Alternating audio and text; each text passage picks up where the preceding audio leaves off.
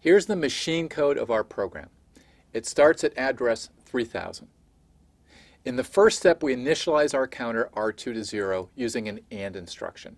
And we do an AND immediate with the value, the constant value 0.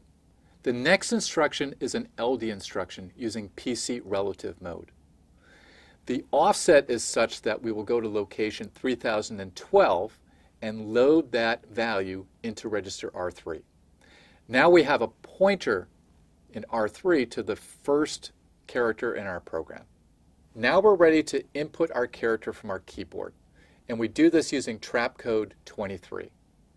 Now, by definition, with the LC3, that puts the ASCII character from the keyboard into register 0.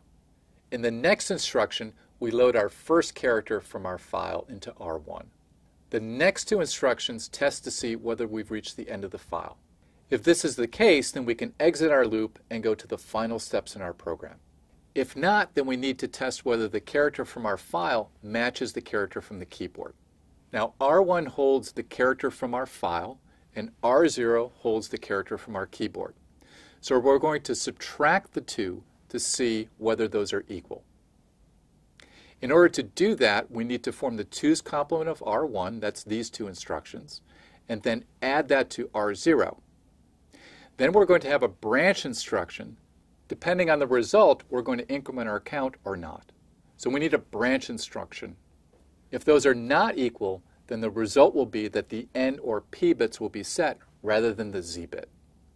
In that case, we want to branch around the instruction that increments the character count. That's the instruction at location 3009. If the N or P bits are set, we're going to jump around the next instruction and not increment the count. Otherwise, we'll increment our running count of the number of occurrences of the character. Next, we increment our pointer to the next character in the file. We then load that from memory into R1, and then we go back to the beginning of our loop and do it again.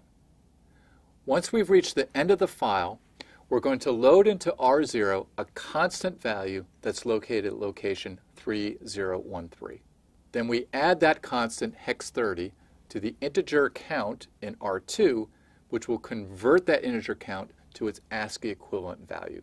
Now R0 has the ASCII value of our count, and we'll use a trap instruction to display that onto the screen. That's trap code 21, which by definition takes the ASCII code in R0 and displays it on the monitor.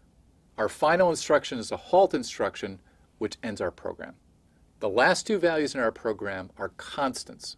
The first is the starting address of our file, and the second is the constant hex 30, which we use to convert to ASCII.